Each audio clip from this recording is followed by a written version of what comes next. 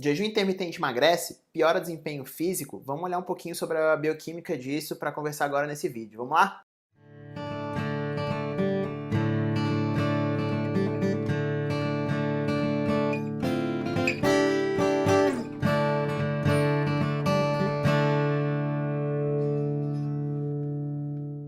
Pessoal, hoje a gente vai falar um pouquinho sobre jejum intermitente. Meu nome é André Ebel, eu sou nutricionista da equipe Gênesis e venho trazer esse assunto para vocês. Primeiro ponto que sempre fala de jejum são os protocolos. Como a gente pode fazer um protocolo de jejum intermitente? Em se tratando de ciência, a gente não tem muita resposta concreta a respeito disso. Cada autor ele usa um protocolo diferente. Os mais comuns são os seguintes. Primeiro de algumas horas específicas. Você pode ficar 16 horas, 18 horas, 20 horas sem consumir nada, sem nenhum tipo de alimento calórico. Isso pode ser feito mais de uma vez por semana.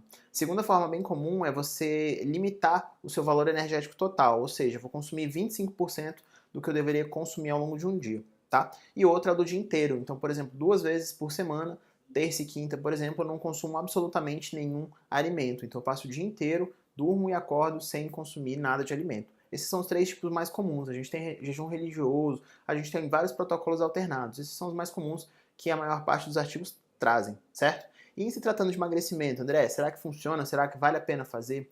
Eu digo para você o seguinte, o jejum ele é uma alternativa para a gente mudar o fracionamento alimentar. Isso é, o número de refeições por dia.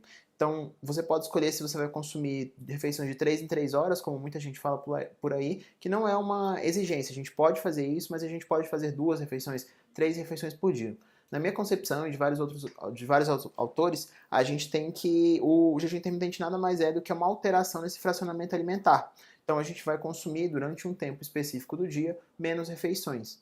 E aí o que vai definir se você vai ou não ter sucesso com essa estratégia, talvez seja o valor energético total. Então se nas horas que você estiver alimentado, nas horas que você estiver comendo, você fizer uma restrição calórica e consumir menos do que você gasta, provavelmente você vai ter sim perda de peso. Mas o que eu trago para vocês de informação é o seguinte: jejum intermitente e restrição calórica contínua, ou seja, dieta hipocalórica, elas funcionam basicamente da mesma forma. Mesmas vias bioquímicas, mesmas vias hormonais, e o resultado geralmente é muito semelhante nos artigos. Não tem vantagem fazer o jejum intermitente em relação a uma dieta hipocalórica.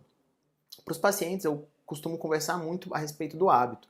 Então, uma pergunta simples que você pode responder para avaliar se você está dentro da estratégia do jejum intermitente ou não é o seguinte: você acorda com fome?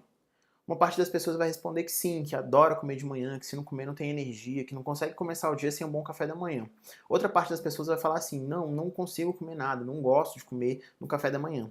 E para esse segundo grupo, talvez o jejum intermitente seja uma estratégia bacana, né? Simplesmente dela omitir o café da manhã, omitir o lanche da manhã e adiantar um pouco o jantar do dia anterior, ela já fica com uma janela aí facilmente de 16 horas, 18 horas de jejum.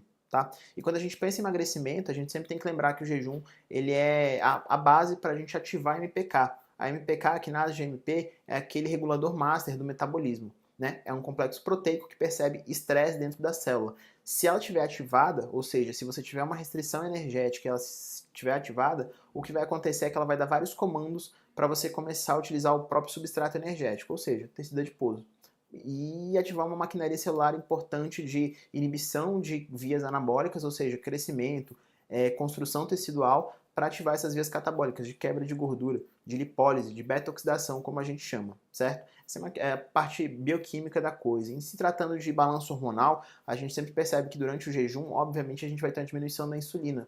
Então, o estímulo anabólico que ela traz vai estar suprimido. Por outro lado, algumas pessoas questionam a respeito do cortisol. Ah, então em jejum meu cortisol vai aumentar muito, eu vou queimar muita massa muscular. Na prática, não acontece isso. Na prática, parece que o nosso corpo ele só começa esse tipo de ativação com muito mais tempo. Então, se você fizer um jejum muito prolongado, isso pode acontecer, tá? Então, no geral, as pessoas se adaptam muito bem com esse tipo de estímulo. Nada mais é do que uma alteração na frequência alimentar, vai depender da sua relação com a comida. Você está bem adaptado? Você tem algum resquício, algum sintoma negativo durante o jejum? Se suas respostas forem não para essas perguntas, aliás, se você estiver bem adaptado e você não tiver nenhum problema, provavelmente o jejum pode te ajudar sim a emagrecer. Mas tenha em mente que não é uma estratégia milagrosa, ela não vai ter vantagem em cima de uma restrição calórica contínua. É só um jeito diferente de você variar a sua dieta, tá bom? É isso que eu queria trazer para vocês hoje. Se vocês tiverem alguma dúvida, mandem aqui nos comentários que a gente vai conversando e trazendo mais informações, tá bom? Obrigado, gente. Se precisarem de mim, podem me procurar. Até mais.